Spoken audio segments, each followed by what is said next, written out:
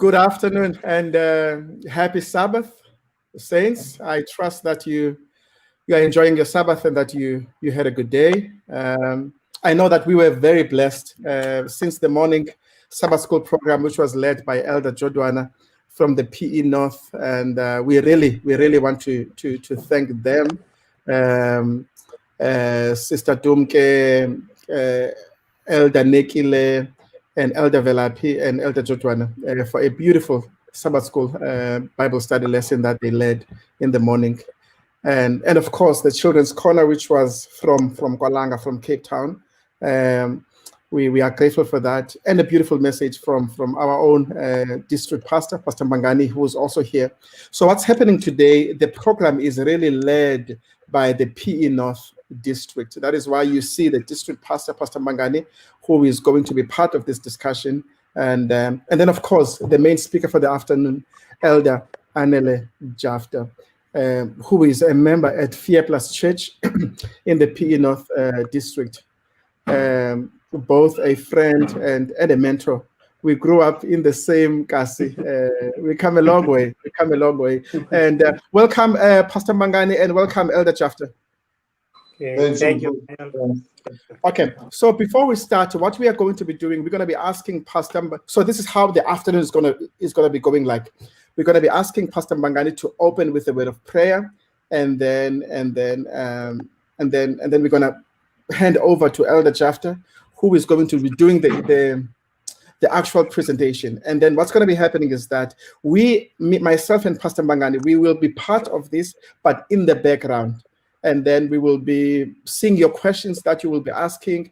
And then at the end of the presentation, we are then going to be fielding those questions. So if you've got any questions, any comments that you want to make, feel free to make them. And we are here and we are going to be entertaining them at the end of this presentation. Before we go any further, Pastor Mangani, if you could please open with a word of prayer, and then we will give over to Elder Jafta after that. Okay. Nkosi kakhulu mfundisi wami, ngicela kwindawo sikhoza sigobe inhloko sizofumana ilizwi lomthandazo. Nkosi ethandekayo, sekhaya ezulwini, dalo ezinomhlaba nemithombo yamanzi. Esesandleni sakho zonke izinto. Ngalemva kwemini sikothandekayo yale mini yakho ingcwele, singasondela phambi kwethrone yobabalo lwakho. Sibulela impatho yakho enhle sikothandekayo ebomini bethu. Kungalo mzuzu ke Nkosi, kungesihlando sikothandekayo umkhonzo wakho. Omdala sikothandekayo uJafta ezawuthi enze masengcwele le presentation thethelo olungileyo.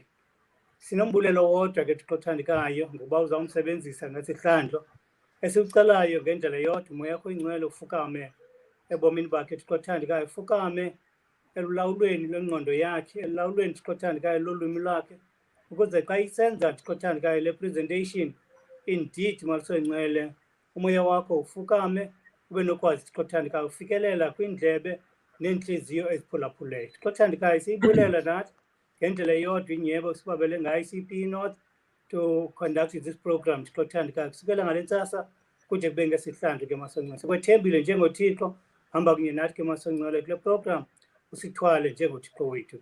Konke kusinikela kuwe ngenxa yalo wafayo ubuyayo uKristu Yesu. Amen. Amen. Thank you, Pastor Mangani. Thank you so much, and of course, thank you for leading this entire day and behind the scenes sometimes. And then I had to drag you to be in front of the people this afternoon. But you are always willing and ready to lead and serve. Thank you so much. And Elder Jafta, the same I can say for you about you as well. And we're going to be leading this. And so we're going to be vanishing now, and it's going to be you, but you're not alone. God is with you, and we are also with you. All the best, my friend, and you enjoy. Thank you so much, Mfu. Sabunel.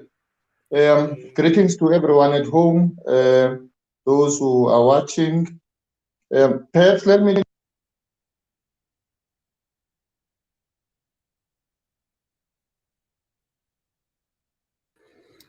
within the Seventh Adventist Church is taken from a book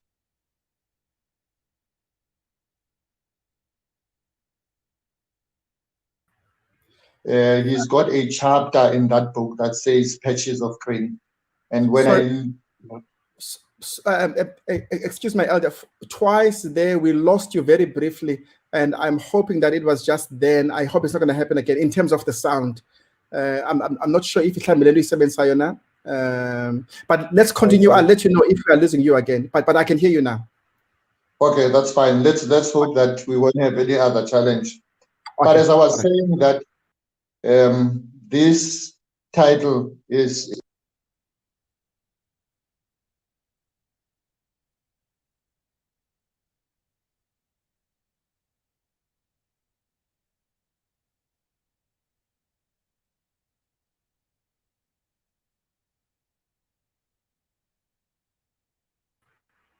but I thought that I can relate to that. Yeah, you lost me again. I lost you again, but each time I come in, you become okay. I don't know if I should be remaining here. Yeah, remain here so that you can just raise your hand and I will know that you have lost me. Sure. Let's continue to both of us, and at least I have someone to keep me company. Sure. I'm here, my friend. No, that's fine. So I was saying, I've read this chapter. I don't know how many times, the chapter Patches of Green from the book. And it always strikes me because it talks about beautiful stories of what Christianity is all about. Even though he focuses on Christianity from a European scope until it reaches China and other countries, what Christianity is all about and what it has become. He starts by giving a short illustration, which I would want to also use as a springboard as I begin my talk.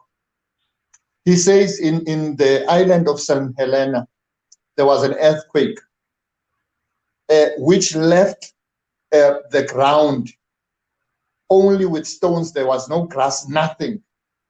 But someone, as he was walking, looking at these bare stones and the area was lifeless, out of the ashes of that volcano, he saw something beautiful. He saw a flower growing out of it, and he saw a patches of green grass around this flower. And as he was going about, he saw these small patches of green grass with flowers.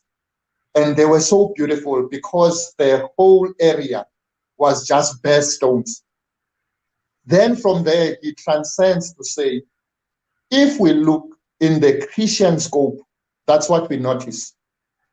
What makes Christianity beautiful is not because a whole lot of people are doing something. It is just one isolated individual doing something beautiful, which impacts that particular community. He talks about William Wilberforce, who spent his entire life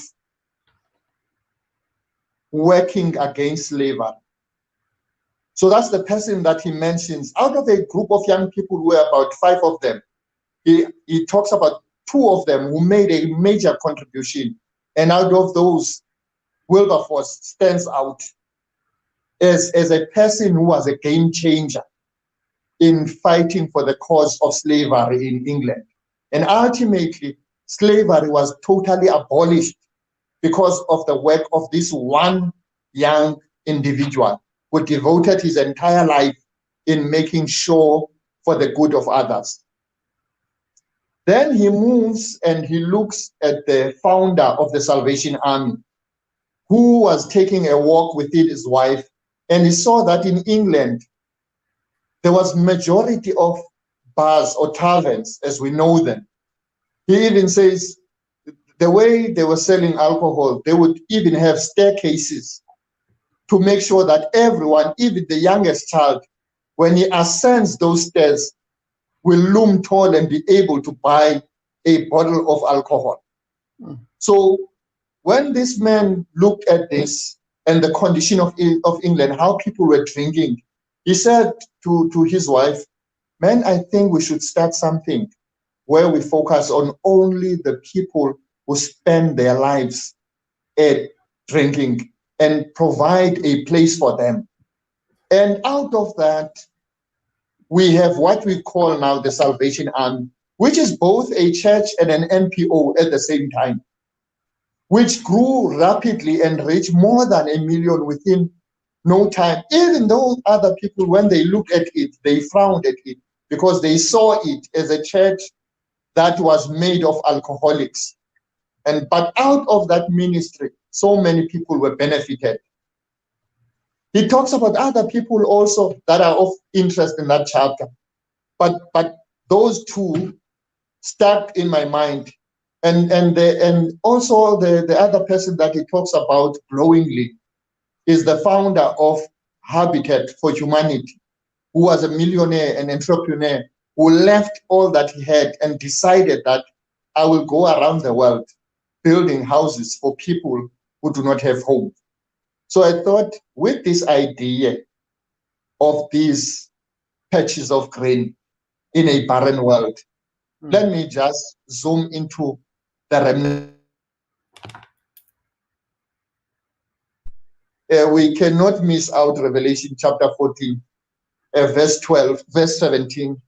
And the dragon was wroth with the woman and went away to make war with the remnant of her seed, those who keep the commandments of God and have the testimony of Jesus.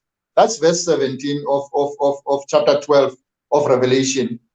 And when you go to chapter 14, it also talks about the remnant. In verse 12, it says, here are the patience of the saints, here are they that keep the commandments of God, here are they that have the faith of Jesus.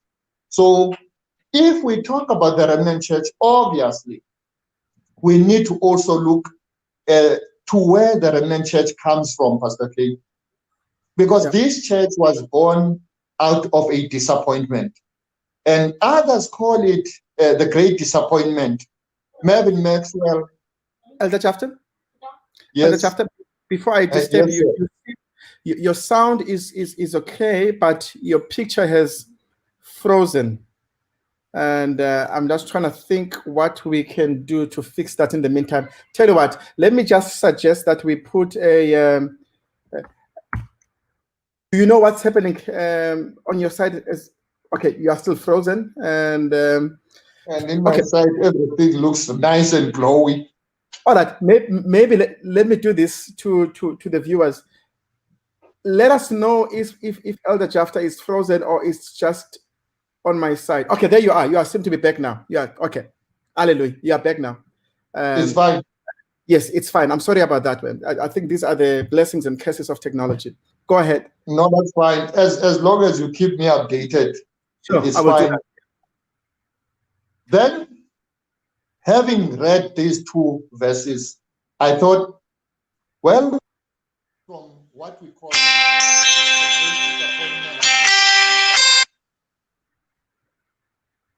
the great disappointment. I'm having another technical challenge now. Someone is calling this phone. He's calling this phone. Yeah. I know, but sure. And this one is on my side.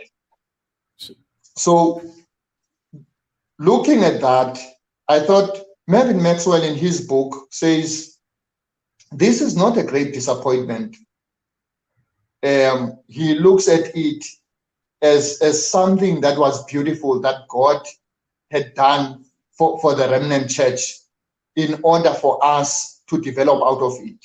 And those who are readers of the history of the Seventh-day Adventist Church will know that Francis D. Nichol has written a beautiful book called The Midnight Cry, talking about the history of the Seventh-day Adventist Church, particularly the experience of the Millerite movement, and as they were waiting for the second coming of Jesus Christ, and the experience thereof.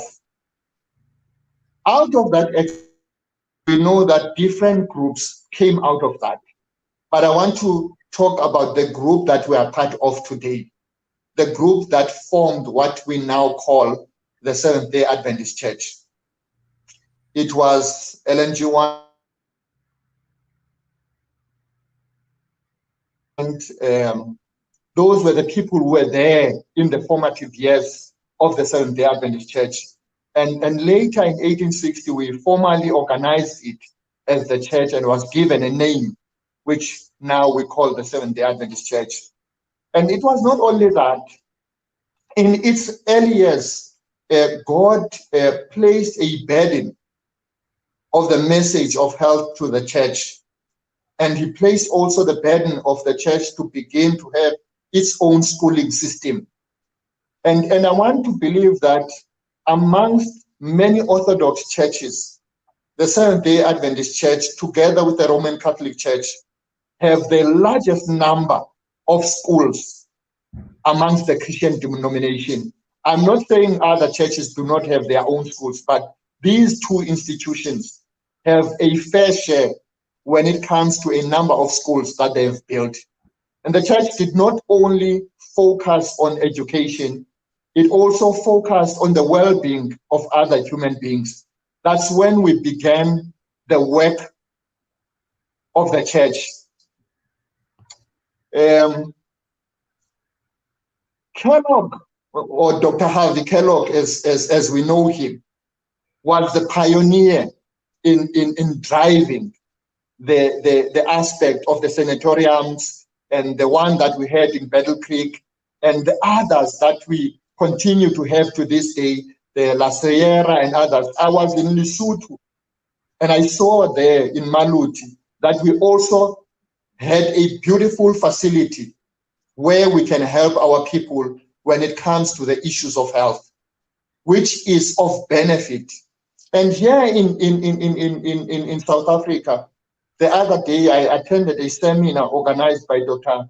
Mabenge of an institution that is in Joburg, which is run by the Seventh-day Adventist Church, and it also caters for mental illness. So these are patches of green as I look at them, because these are the things that are responding to the needs of the people.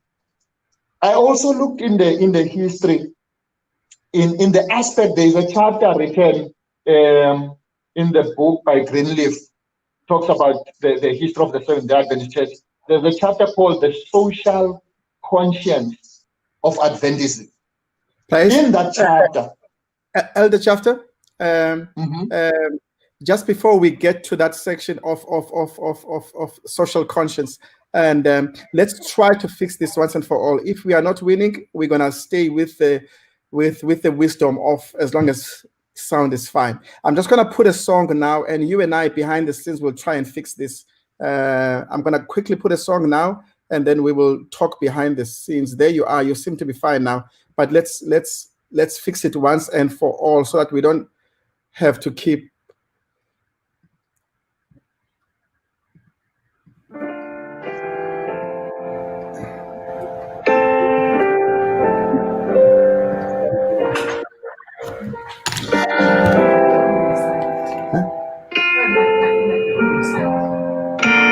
Okay, no.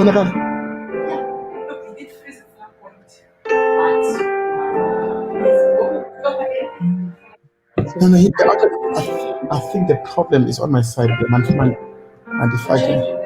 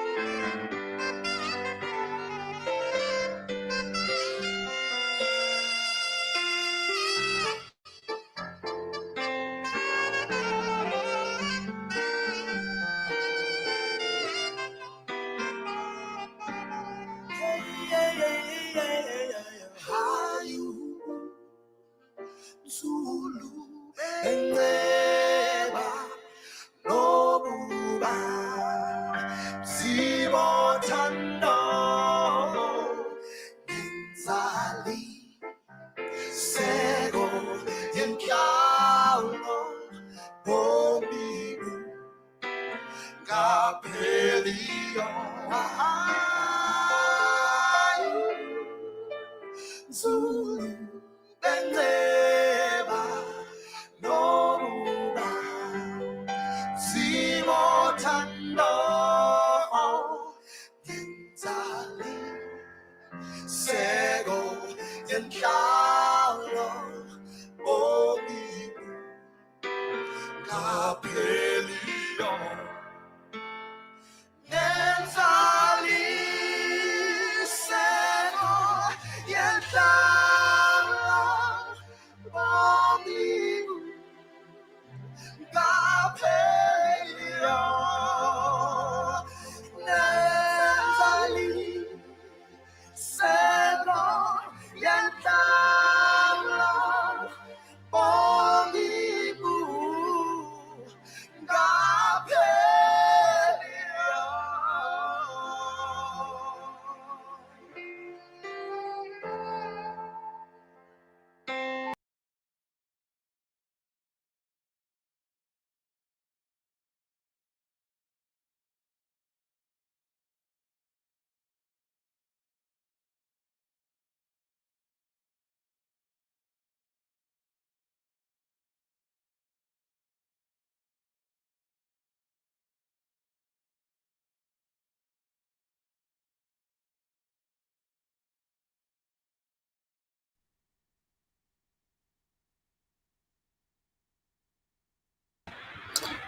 Elder Jafta, can you hear me?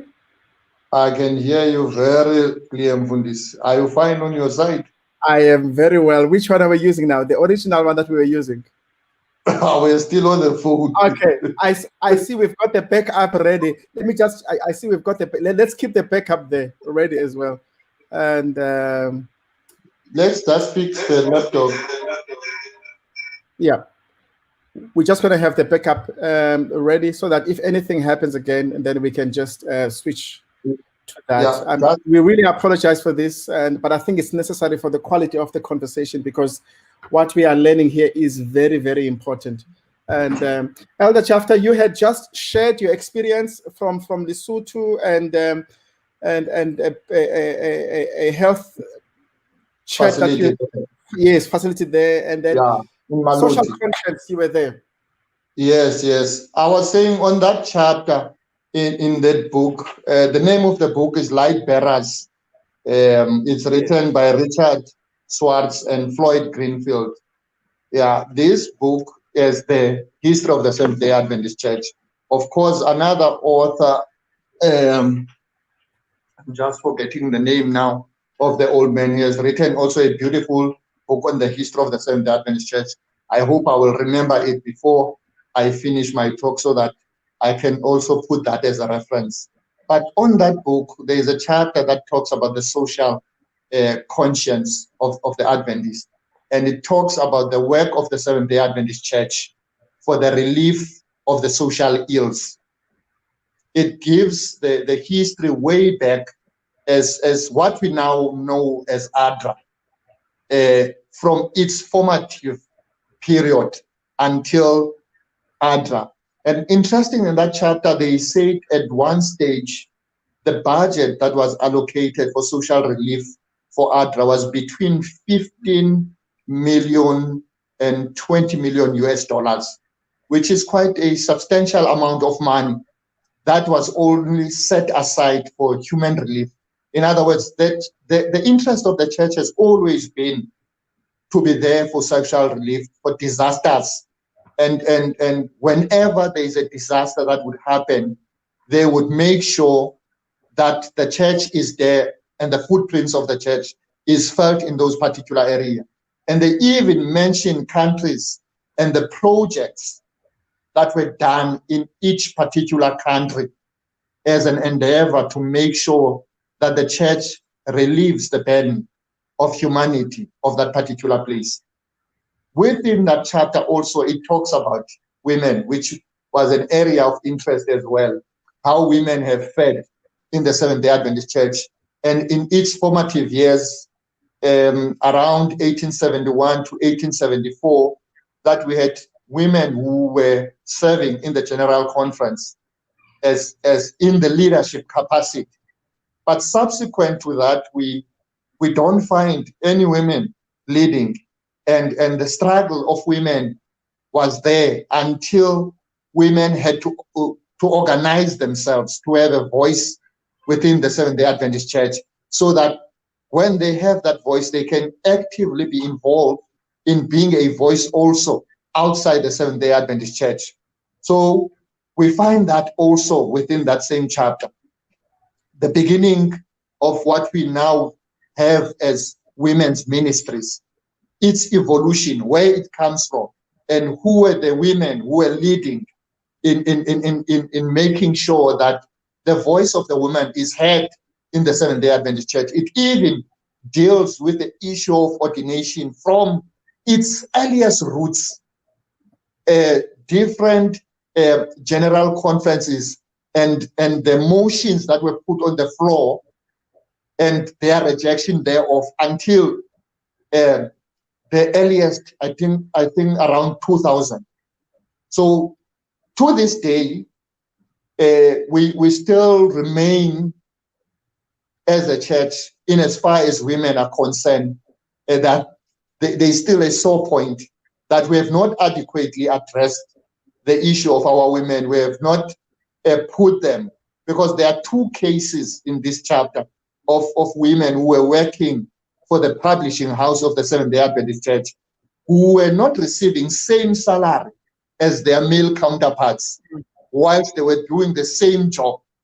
So we had those challenges, and the church had to fix them and to attend to them. And it seems as if when we come to the issue of women, we have not really addressed ourselves very well. So that's the area where we have not really enjoyed beautiful patches of green in as far as Seventh-day Adventist Church is concerned. But also what I was looking at as I was preparing for this topic was how the Seventh-day Adventist Church has shaped itself to make sure that it has a ministry to its young people. When I talk about the youth ministry, from adventurers, pathfinder, ambassador, senior youth, when you look at that curriculum that we have as the Seventh-day Adventist Church, it is a marvel just to read it, the content that is there for our own children. And I know that there are many debates from different people that find reason not to be happy about the youth ministry. But as I've read it, I think we have the best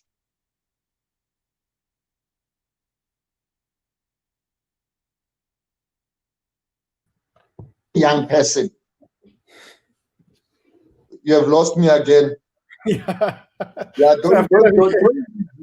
The secret is to stay with him. I know the temptation is there, You know what? to leave. Now I feel like Aaron and them. We have to lift up your hands. So at the moment, No, remain here with me until we finish this. No, it's okay. Yeah. Come on, I'm enjoying it.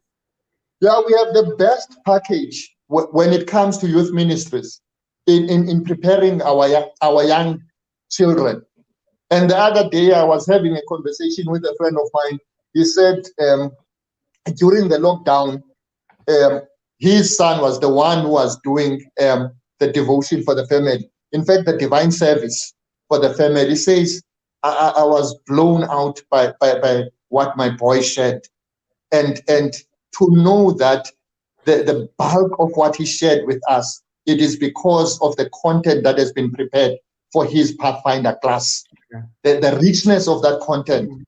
So to me, I still have to see an institution that has developed such a content to make sure that its young people are enriched.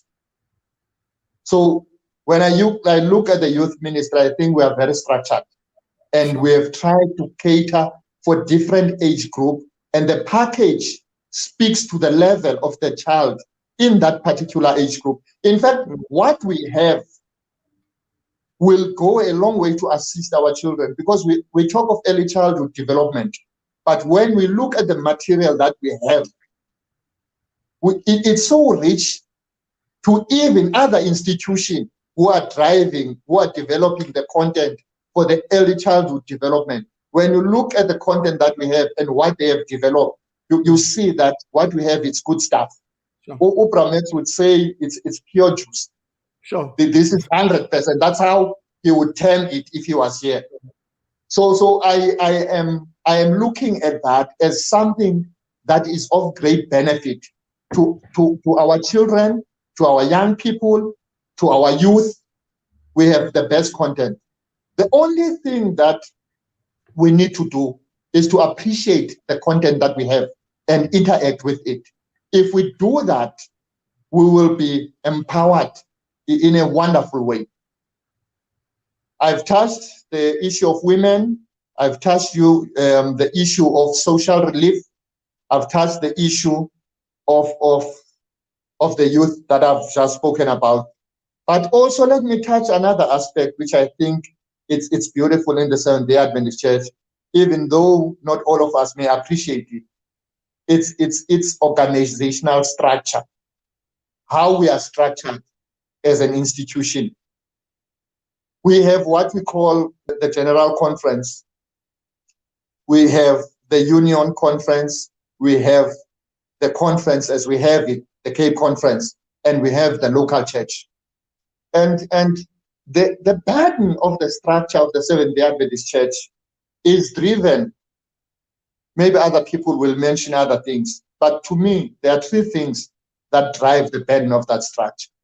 The first one, it is the identity of the Seventh-day Adventist Church. In other words, the distinctiveness of its doctrines and its mission.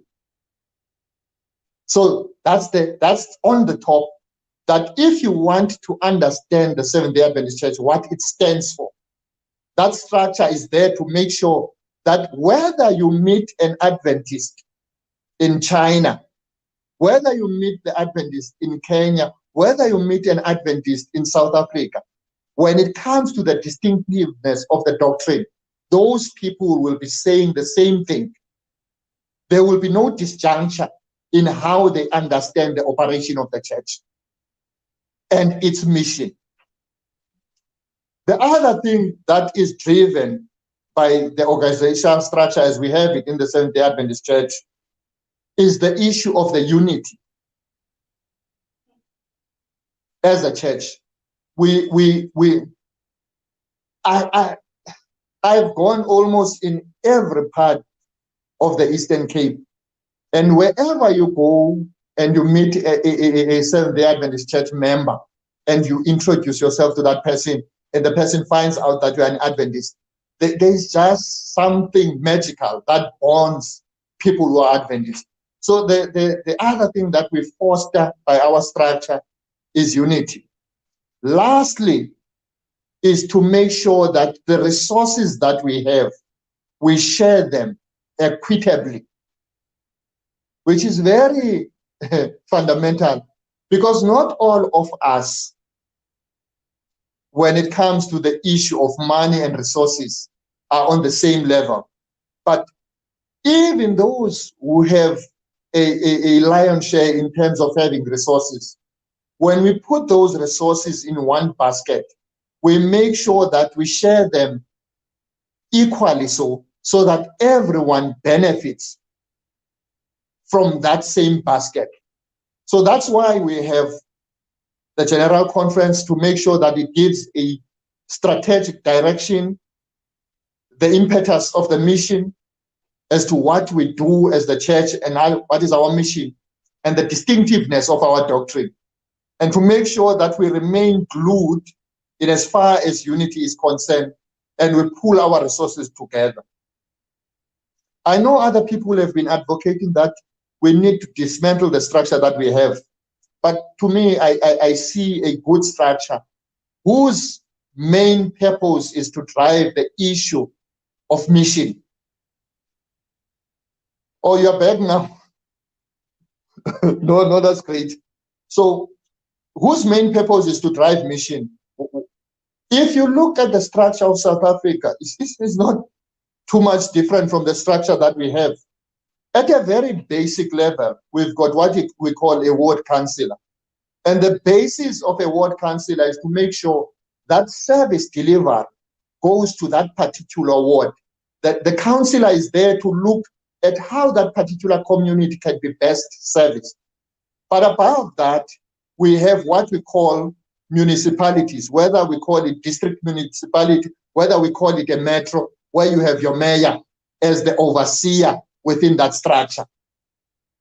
Above that structure, you've got what we call provincial structure with a provincial head or a premier. And the premier has got his legislature. Above that, we've got the national government. So if you go to the Seventh-day Adventist Church, look at that structure. You've got your GC with its divisions, which form part of the GC. And the main part is to make sure that those divisions are there so that the unions can access the division where they are. But also the conferences are able to interact with the union and ultimately interact with the local church. So the local church is there to make sure that mission reaches the people on the ground. But we need that structure to make sure that there is strategy, there is resources that are there to make sure that we drive the mission of the Seventh-day Adventist Church. So this structure has helped us from what we see outside. Let me just make an example. Many people are following individuals. And at the behest of that individual, they will do whatever that individual wants them to do because this is their leader. But that's not the case in the Seventh-day Adventist Church. We've got a structure. We are not following an individual. We are an institution that values representation. When it takes decisions, it makes sure that we take those decisions collectively. Hence, we are protected now from many other evils that other churches are suffering from because they are following an individual. So that's a patch of green. It's something that's worth celebrating, that we have a structure here that we can interact with from bottom up, from the local church. It can go up and also from the top because the strategy is crafted there and it filters down. So that's the beauty of that structure. So if we did not have that structure and we were following an individual, we don't know where we would be by now. So that's the beauty of having that structure. And when we collapse it, we are going to face dire consequences. So let's appreciate what we have. It's there for us to drive all the issues of mission. It's another green patch. I've spoken about the church holistically. Let me come closer so that people don't say, no, he's talking about things that are very far from us. The patches of green in the Seventh-day Adventist Church. I have read the book of Putlanga Mafani, which talks about the Seventh-day Adventist Church, its birth within the Southern Africa. We know the story of the vessels, how the gospel has come to the shores, starting from Rhodesia to the Western Cape, how we have benefited. We know of the stories of Richard Moko, who was the first called black person to spread the gospel.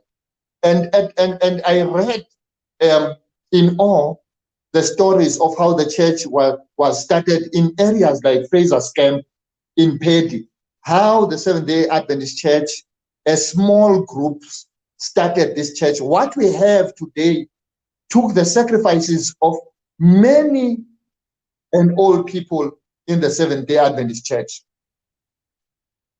You know, when I think about these patches of green, and when I'm there in Pedi, I come from Fearplus Church. I'm just talking about the mission now. We had a group there called the Ambassadors in Fear Plus Church. And so many of us are not privileged to know the reach and what the ambassadors did to spread the gospel. And my friends in Pedi, they speak glowingly about what Uputlizo Square did in Wesley, in spreading the gospel. And young people who had already left the church were called back by their friends that, bro, please come to church. We've got Uputlizo. This man is just out of this world. The late Sokapas, what he did in Pedi area, and many other members that are coming from the ambassadors who had a footprint in that particular village. There's a strong church there because the people were just burdened to spread the gospel. They went there to study as students, others to work as teachers, but they ended up forming a missionary place where the gospel was spread such that young people were sold to the Adventist church message. And when I speak to some of them, they said, had these men not come to our shores, I don't know what I would have become. But when they entered that space and what they did there is exceptional. They may not know, but there are people who speak glowingly about them and what they have done for them. That's the work of the gospel. So I think of people from PE, and many of them you would have known. Ulunga Zokufa, I think of Umzwanele Chapter. These young boys left their homes, the burden of spreading the gospel. They went into the rural area of the former Transkei just to spread the gospel. Umzwanele had honors in formulation chemistry. There was work there for him, but the work of working for God was just there for him. He went to the areas where it was unentered just to go there. They stationed there. They stayed there for more than 3 years. They were staying there just to spread the gospel. I think of the students in Cape Town, in UCT, UWC, this burden of the green patches, who, when the schools were closed, young boys like Utreva Moyake from Edina, he was very young, but for 2 weeks, they will go to an unentered area and do door to door. Yes, sir. And churches have been formed out of that. So all I'm saying is that when we look at the Seventh-day Adventist Church, let us not look at it from the context of our own local churches. So many people have gone out of their way to make sure that the mission of the Seventh-day Adventist Church reaches a whole lot of people. And they have done that exceptionally well in spreading the gospel. Let me tell you a bit about my story. You are my homeboy, you know me. Sure. I grew up in Soweto. I joined the church. When I joined the church, I was taken by the brothers of the church to go and be part of a study group. And we would do that study, Plotilong, faithfully so every Sunday from 9 a.m. until 12. We would be immersed in the Word of God, studying the Word of God. Here is what many people do not know. Out of that study group, 3 people became pastors. Pastor Fobe, Pastor Mende, who since have left ministry, Pastor Skumbuzo Baliso. Those people, those 3 pastors came out of that study group. Out of that study group, 5 people became elders of the church. Out of that study group, more than 5 people became active leaders in the Seventh-day Adventist Church. Out of a small thing of just an enthusiasm for reading God's word. Sure. It where I started to learn the art of preaching. who would be told, "Uba bazalwane, we are going to Ututwini. When you'll just read these 3 verses, because it's still early days to read." Man. Oh, You see? man. Then brother so-and-so will put the word, you will stand up, read this one first, read this one second, this one third. And out of that, we have developed to what we are now. Yes, You know, sir. I always say to people, what I am, it is because of the Seventh-day Adventist Church people, of the Seventh-day Adventist Church. Because of what this church has done for me in developing myself now personally. I have been given platform from the Sabbath school in this church to talk to a group of people of 200, which I had never had that privilege before of speaking to 200 people. I am just telling you how beautiful it is to be a member of the opportunities that it brings our way. The first Sabbath school that I did was on the book of Revelation, chapter 3, the Laodicean church. You think you are rich, but thou art poor and wretched. Buy of me, I salve. You know, those beautiful, buy garments. When I finished that Sabbath school, as I was going out of the vestry, I was met by the old man,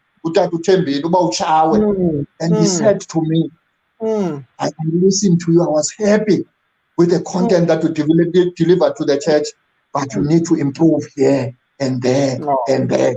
Tomorrow, when they give you another chance to speak, these are the areas where you need to change. It was an old man. Yes, sir. But I want to say we were afforded a space to grow at a very personal level. When the church saw that I had a potential to teach under the arm of Butloyiso Gom, Siskuliso Maziz, I was trained to stand up and share the lesson with the church. Within no time, I was invited to present district events, camp meeting events. I could stand up in front of 2,000 people and deliver a Sabbath school lesson. To this day, I say to people, when I go to work and I'm requested at work to chair a meeting which has different stakeholders who are highly qualified in different fields, I see the room has got about 80 people. I say, my church has trained me to stand in front of 2,000 people. Sure. If you put me in front of 80 people, I deliver. Very easy, because of the platform that the church has given us. All I want to advocate for is that the Seventh-day Adventist Church has made many of us what we are today. The other day I was walking with my friend and he said to me, you see the young man that you see there? I said, yes. He said, what you see there is exactly me had I not met the Seventh-day Adventist Church. What this church has done for me and what I am today, it's because of this church. And if we were to be given chances as members of the Seventh-day Adventist Church to give our testimony of what this church has done for us, many of us would say we have become better people because of having joined the Seventh-day Adventist Church. My last point, because I see now I'm almost on 50 minutes. Take your time. Take your time, sir. You know, in PE in Fundiswam, we have what we call Dotutwin. And many people, I talk about this as a patch of green. Many people, when we talk of Tutwin, have different conception about it. But I have said this thing, I know we are there to comfort the family. That's the primary objective. If you have lost a loved one, we are there to bring words of comfort. But I want to say to you also that platform has trained many of us to analyze scripture. Within 5 minutes of time, we have text. You must make sure that you don't preach what has been preached. You take your angle, you deliver to the best of your ability. To this day, Port Elizabeth is producing a number of great preachers because of that system. And I know other people say, no, the system of having 3 people to preach 4 people, these people are in competition. Let me tell you, those of us who participate in that work of comforting families, you will never hear us saying we are in competition. Sure. And there is respect in Fundiswam. There I is know. respect in that. I know my capability of preaching. Sure. And Sure. I know that the best man amongst us must be the one to close the book. And when the message has been preached, even if I am given an opportunity to close the book, I will say to the one, no, I think enough has been said. Sure. You know, there is respect that permeates that. And we have one of the greatest, oh man, they were schooled there. Sure. Under the tutelage of the general himself who puts on, you know, he prided himself about the young people. He had afforded them a space to learn the art of preaching. And I remember people would want to dispute that and say, but how did he do that? But he did. He did. He did. Sure. He afforded a space, and he would make sure that, Bani, you are the one who's going to start, Bani, you know? Sure. And people grow out of that. Unzeuza, Uzviwe, one of the most dynamic preachers, has not been schooled in anywhere in the art of preaching other than in the cold pot of Otutwin. So these green patches in the Seventh-day Adventist Church are there for us to celebrate what this church means to us. I dare say that if every day when we wake up, we would look in the mirror and ask ourselves, would I be here if I had not met this church? Sure. Many of us would attest that this church has done a lot of good for them. Sure. You know, Prof. Weed, when he came to PE and joined Ustazim, he was not a preacher, but the environment was so enabling. And the art of preaching developed within him. When he went back home to Zimbabwe and was given an opportunity to preach, he preached his heart out. And when they asked him, he said, I was coming from the school of prophets. You know, because there people were groomed to preach. And people could preach who were coming from that setting. You would go to any Stasa, whether we go to the Western Cape, whether we go to Joburg, you know, you would find young people. Sure. We had a discussion until the early hours of the morning at Bethel with Pastor Pap. The man could quote from the head Romans, the book of Romans, from chapter 1 to the last chapter. He was young, but he was schooled in Stasi. Sure. And what we see now as a final product, a person who could engage. In his formative years, in his Christian walk, he was shaped by Stasi and Stasi. So those are the places where, as young people in the Seventh-day Adventist Church, we have been shaped. The local church, the structures that we had outside of the local church, the Stasims, the Stasa, Abotutwin, and all these places worked to enhance the quality of a young person within the Seventh-day Adventist Church. Those small study groups that we had were there to shape us. And they continue to do so. Recently, I saw a brother in Cape Town, Babalo Vala, a young man who's enthusiastic about spreading the gospel. He would go to greater length.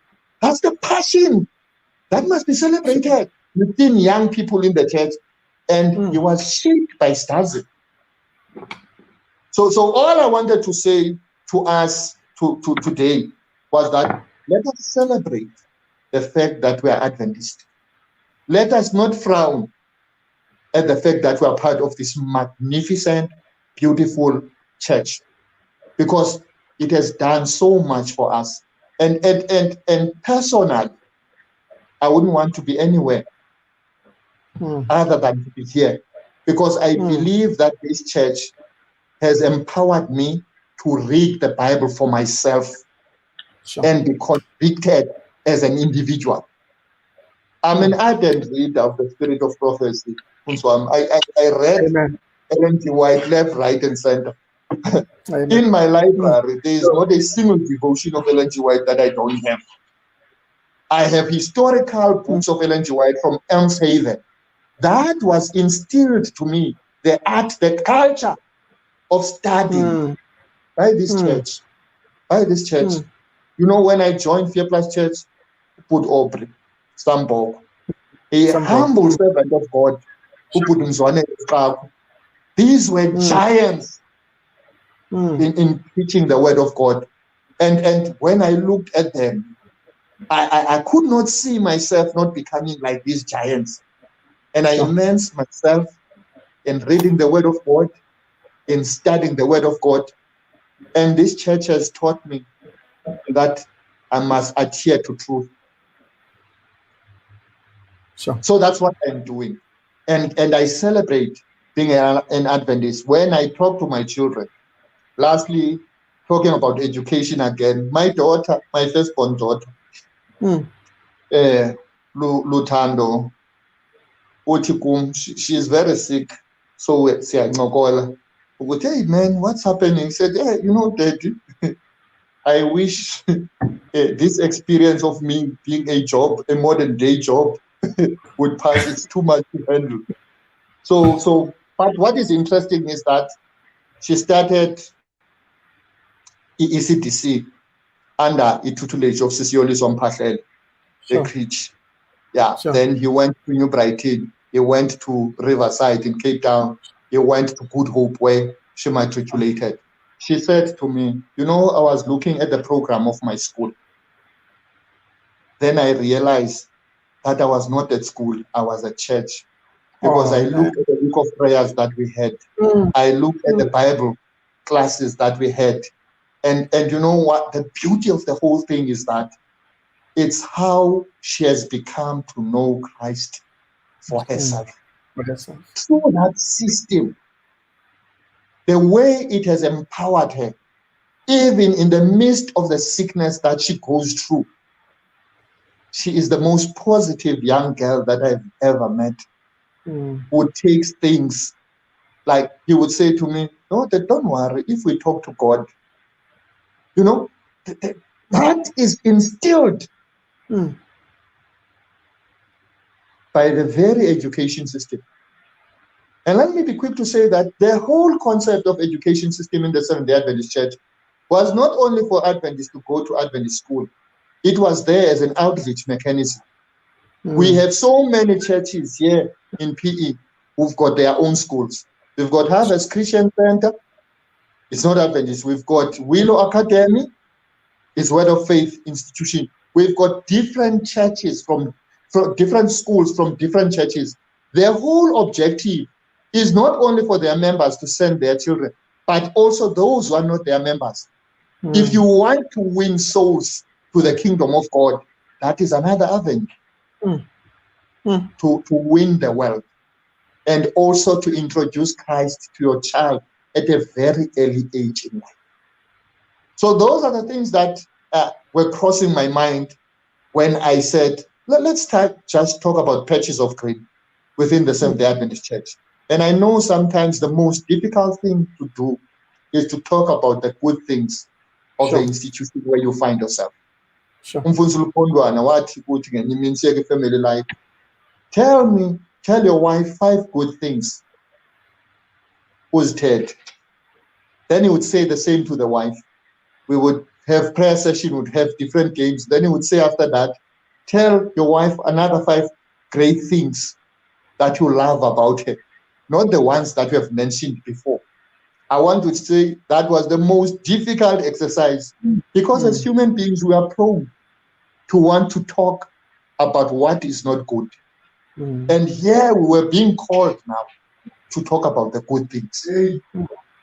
So I want to say to us as Adventists, let us practice a culture of trying to tell the good stories about the Seventh-day Adventist Church. Within no time, we would begin to value the privilege of being part of this wonderful church. Thank you so much. Oh, wow. Thank you, Mhlaba. Thank you so much, Elder Jafta. I don't know what makes this especially moving for me, if it is the content, which is very inspiring, and I see a lot of people are responding to that, or it is because I have the privilege of knowing exactly what you mean by where you come from personally. So I mean, you and I, a couple of streets apart, come, you know, from the same environment. Yeah, the same, come from the same environment.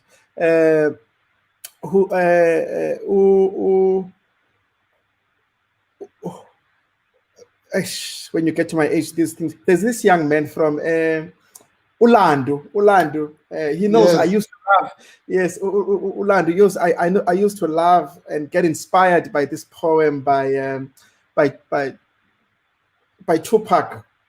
The rose that grew from a crack in the concrete, and I look at you and I realize that you are one of those roses that grew from a crack in the concrete, and as you've aptly said, had it not been for the Seventh-day Adventist Church, its teachings, its God, you would not be where you are now.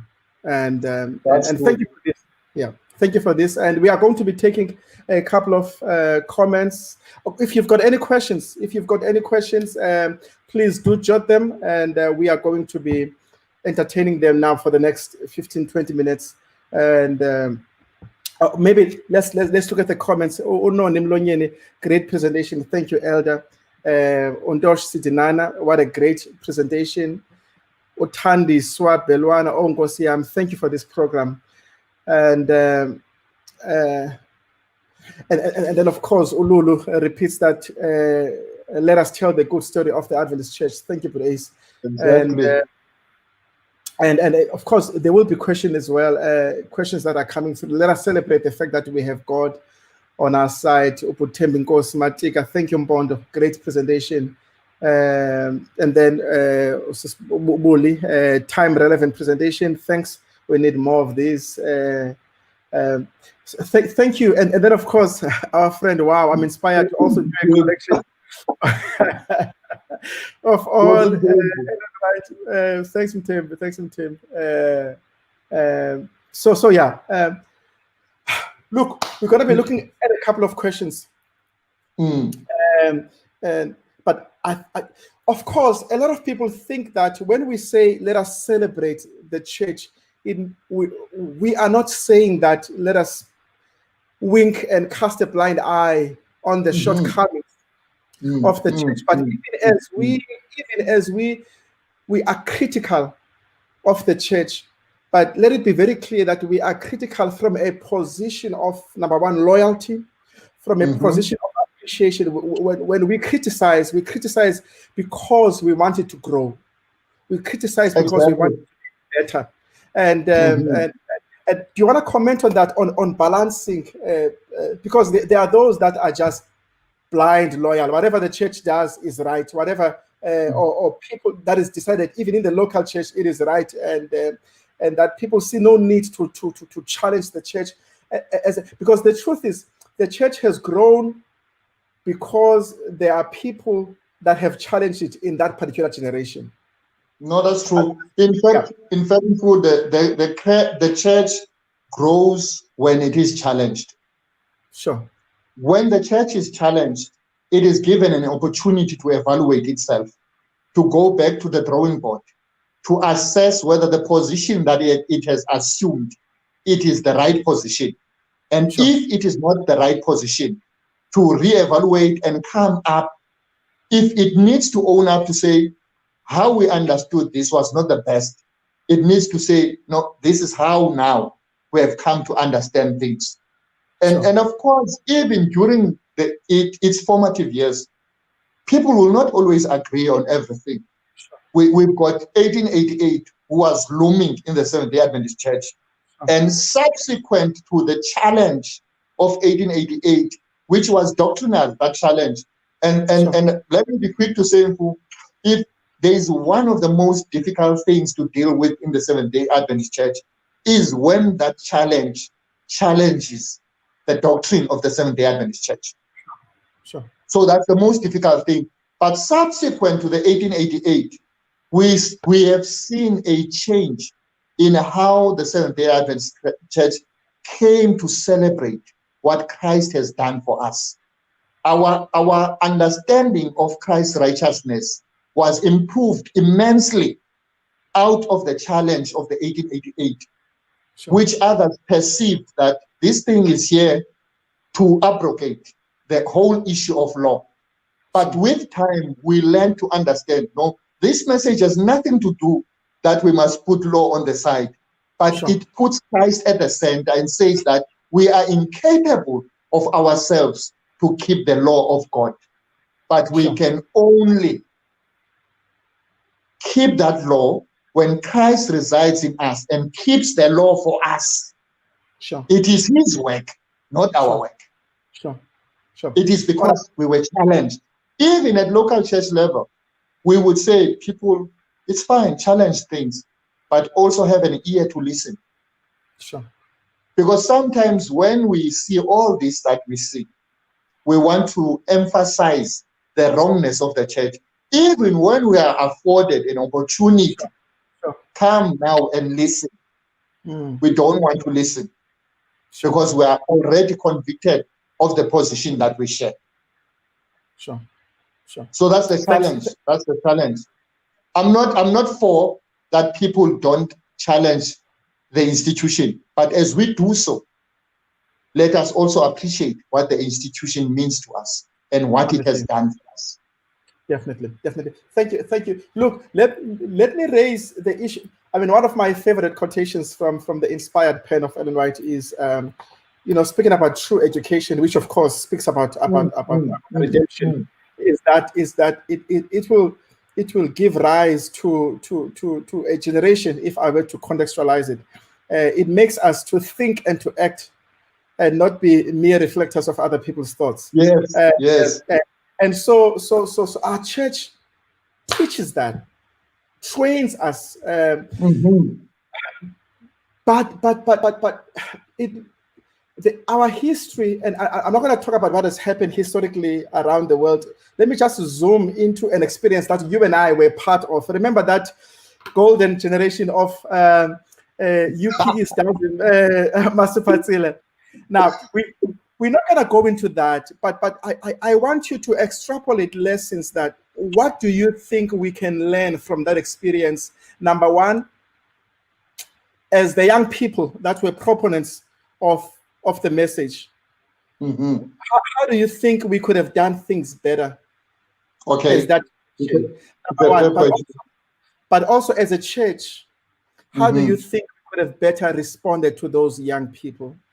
And because I'm saying that because sadly we lost some of those, but also by God's grace, some of them are, and most of them are still here, and not just here, but leading the organization. And I'm raising that so that we not necessarily looking into that, but extrapolating principles, gleaning principles that we can learn as young people that have just discovered something that is burning, and we want to share. But at the same time, as the organization, how we respond to those young people, without allowing them to do so much mess, but also without destroying the fire that is in them. Yes.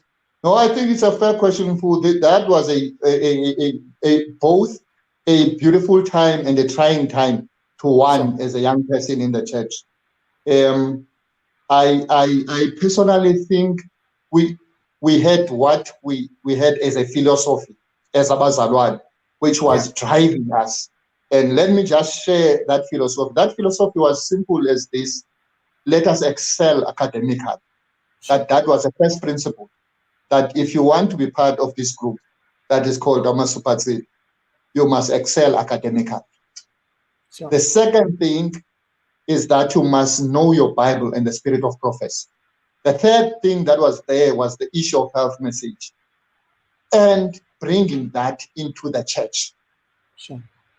I think that was the challenge, because that was the message to us that we said it's worth giving to the church, this one, because we think it is an aspect that is neglected in the church. Sure. Let's look at the issue of health and making sure the studying of LNG material and what have you.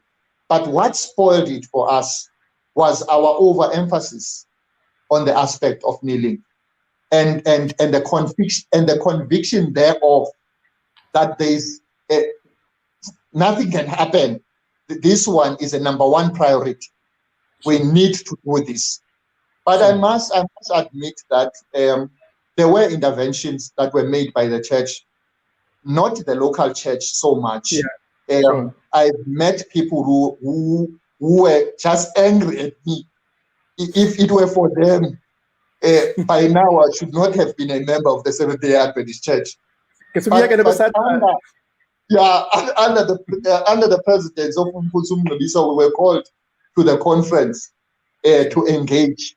What won our hearts? It was me, it was Thabo Sinwane, it was Muhlolo Slala, it was Mente Kanyiso Mente, it was Pongolethu Futhus. We were there seated. The president was there, and the district pastors where we come from, the churches where we were part of. And what won our hearts out of that presentation was how President Otim Ngcebisa spoke to us as a father, speaking to his own children.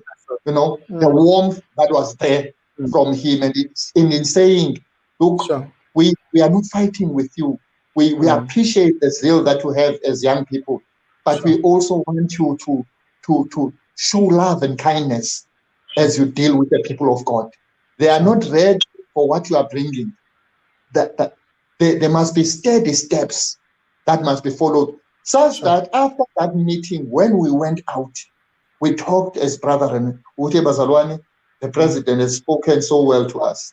Let us, adjust how we do things, so that this audience, we need it, because we need to preach to it, we need to teach to it, and it needs us, because also there is a message that God has placed in us. So let's find each other. There was an intervention also from Umfundisi Phaphu, who was then the youth leader, I suppose, at Union, and Umfundisi Sokupa. They came to Stazi to deliver, even though it brought other challenges to other people, because they felt that they were vindicated. The people who were troublesome have been dealt with, and subsequent to that, they lowered the standards. Conservatives have a way to want to lift everything up, and you feel good. Hey, the way I am not happy. If I can just give you one example, I was teaching the students the other time at Stazi, and I saw this brother sitting next to his girlfriend. The hand was rubbing gently the thigh of this lady. I was scared with a holy indignation to rebuke the brother. So, we felt good. Hey, the standards have relaxed so much. But the lesson that we have learned, if you have truth, if God has placed a particular burden to you, think of the people of God. Sure. Improve your communication, because we had a tendency of coming very strong to people. Sure. And we became refined in communicating the health message and other messages that we feel are important to spread to the people of God. Sure. Because this is not my church, it's God's church. So we must deal with it as such. Sure. That's what we learned. And I remember the other time I spoke with Omnibut Ngonzweni City, Ace, and I felt pain, man. I felt truly in my heart, I felt that I was doing that which was right in the eyes of God. But when this man said this to me, I realized how I communicated the beautiful message of the everlasting gospel. I could have improved how I communicated. So those are the things that we have learned in a process, that refine your communication, speak well with the people of God, even when there's something pressing, reflect, Sure. think, come to them. Sure. Those are the things that we have learned. Sure. Uput Pet, Elder Kulati says, Yini esun hlekisa kangaka with that whole indignation. Well, finally, and I was, Mama Nyiki says, I'm inspired, Sifu, kindly organize more of these talks. And then Yem Kamate, Tsiba, Utu from PE is unprecedented.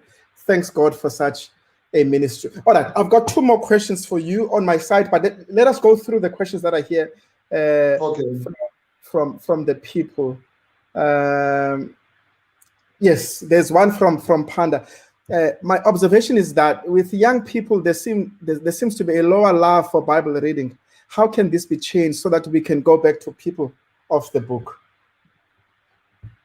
Yeah, this question raised by Panda is latching exactly on what you were asking me about. Sure. Which in dealing with young people who have been conservative, what are the damages that are irreparable that have been done by that process? And one of those damages is that I said to you, we formed a study, and out of that study, 3 pastors came out, 5 elders, more than 6 leaders in different departments of the church. But to be honest with you, not many people were happy with the fact that we have organized ourselves as a study group. And people would always speak badly about people who form part of study groups. And with time, those who were growing up saw it as something that is not worth emulating. Because if you become part of a study group, you are a troubler of Israel. So that has caused a dwindling in the interest of young people to read. But having said that, this is one of the things that you can do as a local church. Where I come from, my church, Play Plus, we had made afternoon a program not to be missed. Create a culture in your local space where the issue of studying God's word is something worth going to and listening and engaging.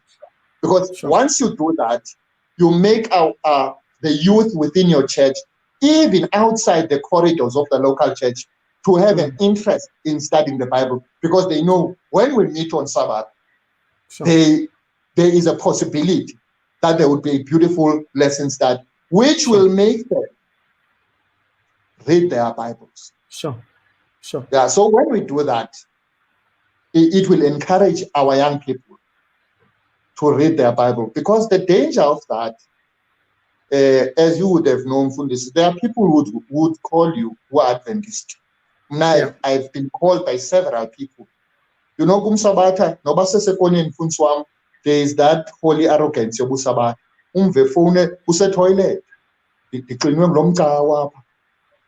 Explain this. Yeah. We are more arrogant. They don't have facts. You know, because we don't spend time studying our own Bible, trying to understand our own doctrines on our own without someone standing in front of you. You must understand the Bible for yourself. You must understand the relationship of Christ for yourself outside the corridors of the church. Once that happens, when we meet at church, there's always a desire to share something from God's word.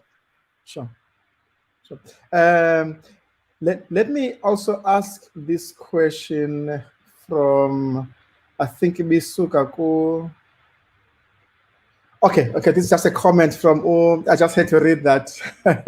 Thanks, Mondo, for the reminder about the patches of green in our church. You brought back lots of memories. That's from Umzo. That's why I had to read that. There is all right. Yes, it's quite long, but it's very important. Let's go through it. From Tsilane Literi, an inspiring presentation about the SDA church structure and systems indeed. This presentation highlights how the African SDA church manages to retain youth, particularly youth at tertiary institutions level, since we have very few tertiary institutions in South Africa. The challenge that we have now as adult Adventists is to accommodate the inquisitive minds of young Adventists that questions issues such as racism within the wonderful functioning structures and the effects of colonialism. Can we discuss that? Yeah, it's a tough one. It's a tough one. But I must admit that the debates that we find in the Seventh-day Adventist Church today are specifically around the issue of racism, the issue of colonialism.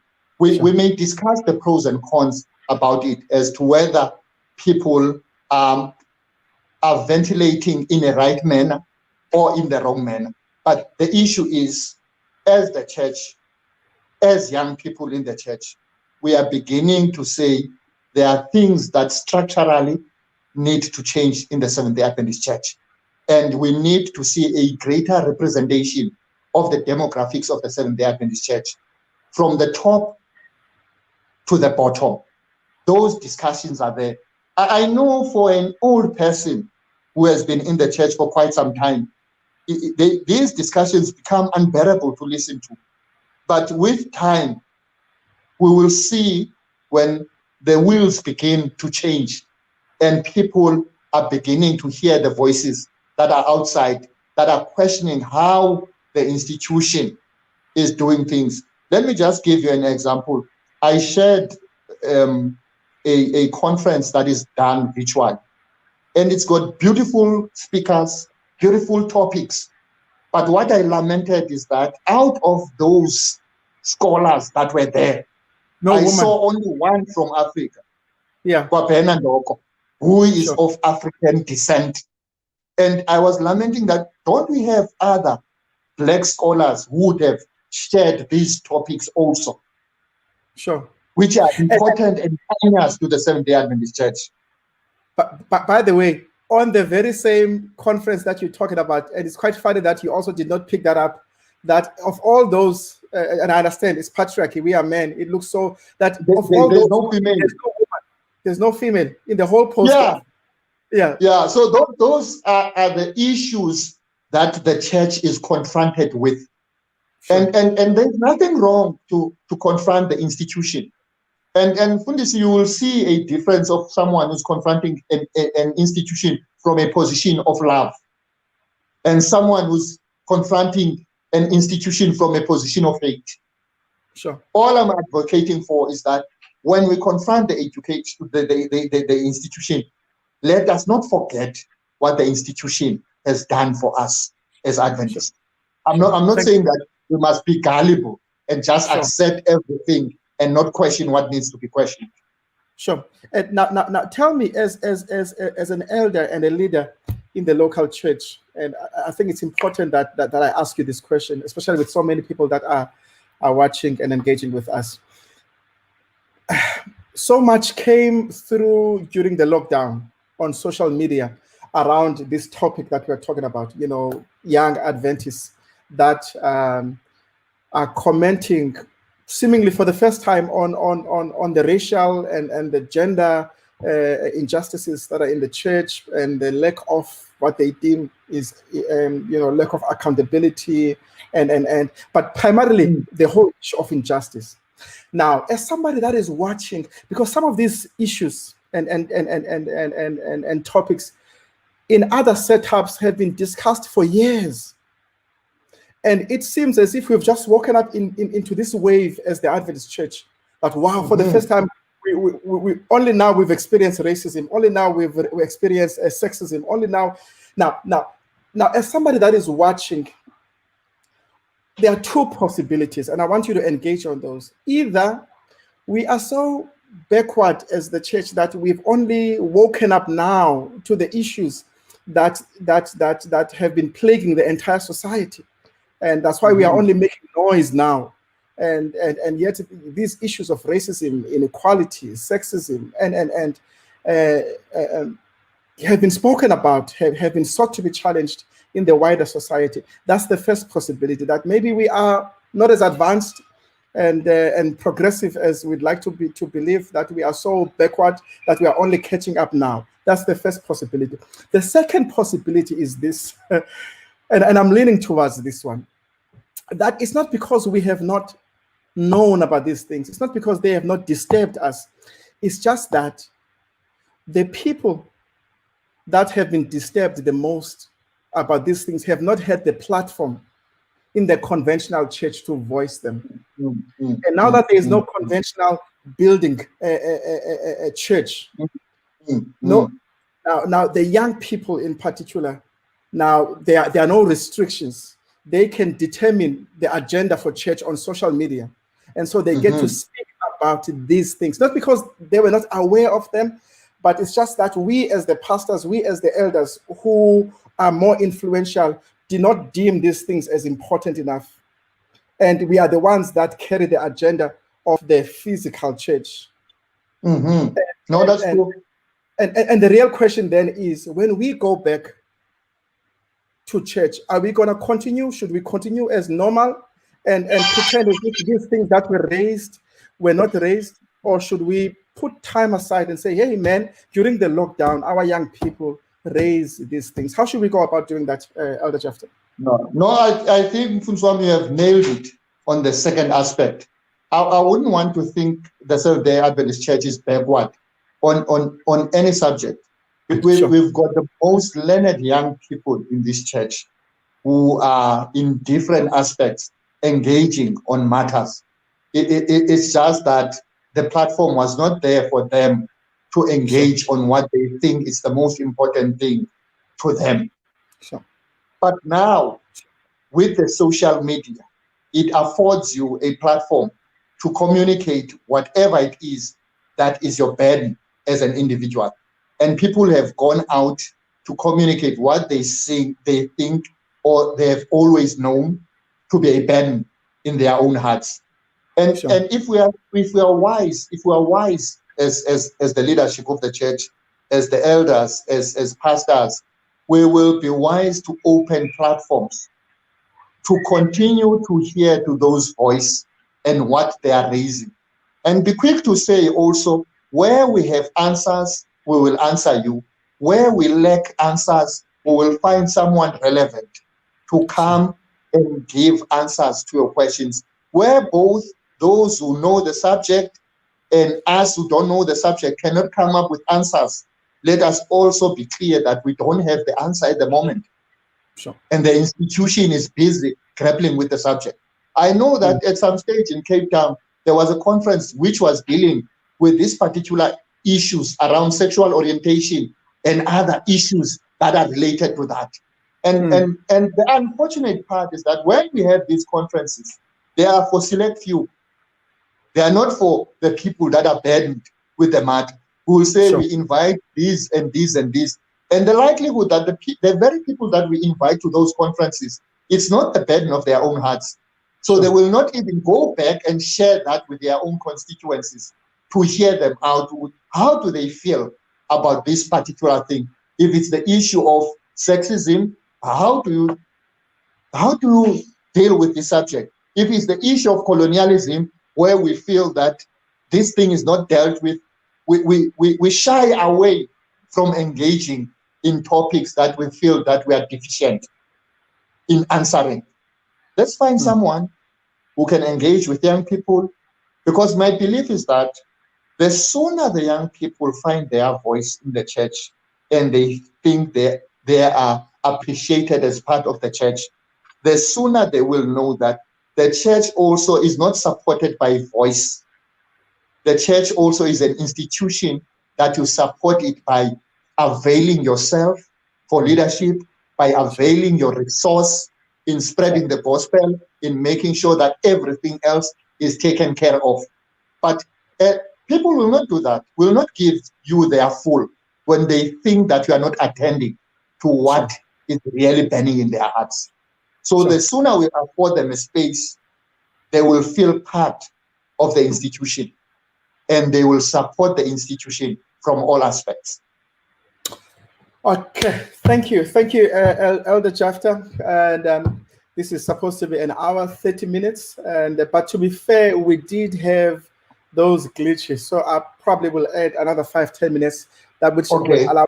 which will allow us to go through some questions. Let Maybe one. me raise something whilst you are looking for questions, which also is a burden in my heart.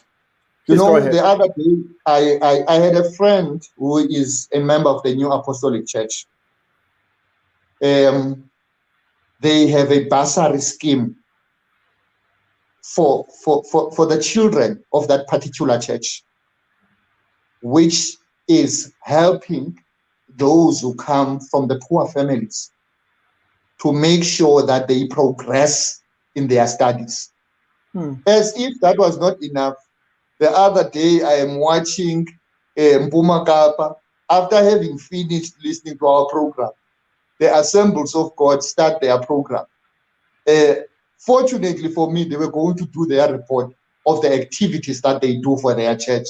And part of the report was around the issue of the bursary scheme and the money that has been gathered by the church and the money dispersed for learners in different institutions. And I said, this has been a burden of my heart as an institution. Whether we work with NPOs that are there to make sure that we raise money so that our poor children who are Adventist, we can subsidize them to go and study in fields that we know that they will be of benefit to the church. So to me, I think this is one of the most long overdue things. We can't be an institution that is as passionate about education as the Seventh-day Adventist Church and not have our own bursary fund, which has its own committee, which looks after those who are needy, not only poor, but they must be exceptional academically. Sure. And we can make a simple program where we say, if you have been financed here, once you are finished with your studies, let's do what is called pay forward. In other words, have a burden. Think about other young people who are not privileged, who are exceptional in their studies. Carry one person, take that person to university. We can see it will benefit a lot of young people in our beloved church. Sure. Somebody already agrees with that. Bursary program is a brilliant initiative, my elder. Thanks for bringing that up. Actually, I think we have touched, and Lungile Mbonge, thank you, leaders, for this discussion. And I also thought it's beautiful when we are confronting the institution. Let us not forget that what the institution has done for us, and one of those is the ability to confront the institution. You know, there are that you can't even confront. Yes, that there's no platform to do that. Yeah, the ability to be able to confront and be critical of the church is something that we should applaud the church for. Exactly. So, yeah, and well, Bryce, Elder Jafta, I'm calling you Bryce now, as we do. Thank you so much. Thank you so much. I really do. I really appreciate and appreciated that. And like I said, we are starting a new series, and where we engage with the district and the whole day. And on behalf, let me say to you, and not just to you, but to the entire PE North family, thank you for today. Thank you for today from the Sabbath School, which was led by Elder Jodwana and many participants there, Happy, Nekile, Nolulu, and then of course, 11 o'clock as well. And led us to a beautiful message. And then we are ending off with you guys with this beautiful, inspiring presentation. Thank you. Because you were showcasing the PE North, people from the PE may not be happy if we cannot mention the initiative that they started. With people for initiation schools. And PE North is the first district that I know that started its own initiation school, which will be driven by biblical principles. And it's still there. It's an outreach outlet to the community. it was started by P-North District. Maybe it's fair to mention what P-North is. There is something that it's doing to reach the community in which it lives on a matter that is very important to the people who are living in this particular area. Thank you so much. I love what you said. I mean, you know how I feel about the whole initiation thing, and but the truth is, it is happening, and as you are saying, it is important to the people that are surrounding us, and how can we make it? How can we make one of the things that I love, and we miss this about as human beings, if I say to you, Elder Jafta, don't do this. And then you decide to do it. The natural inclination on my side is to see you fail. Because I said, don't do it. So I can't see you succeed in that which I said you should not do. And so I just absolve myself of any responsibility of helping you. But that is not how God works. The beautiful thing about God, He tells us, don't do this.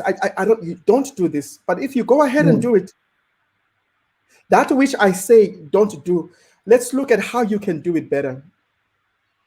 I mean, on the issue of meat eating, on the issue of meat eating, we know that it was not God's original idea that we should eat meat, but we eat it. As Uchiko Kalalaya, he could have just said, okay, you want to eat whatever you want to eat, but he says, you know what, I didn't want you to eat this, but now that you want to eat it, please eat it like this. Eat this and don't eat that one. And the same thing with the Israelites. They wanted a king. God says, you shouldn't have a king. He's going to do this to your children. But the Israelites insisted.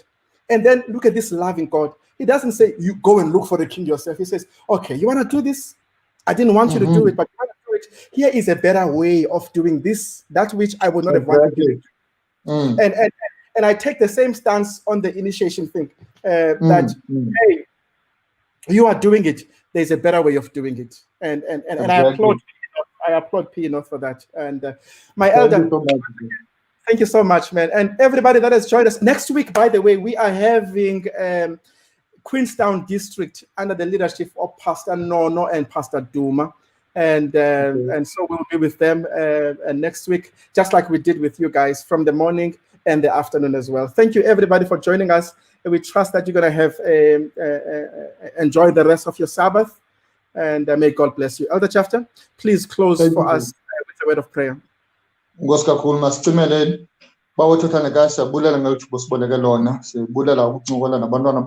talk about things that are very important to us as your children. Let's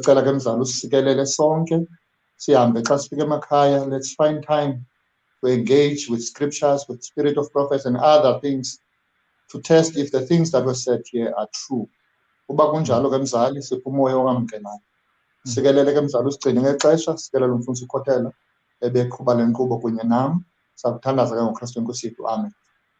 Amen.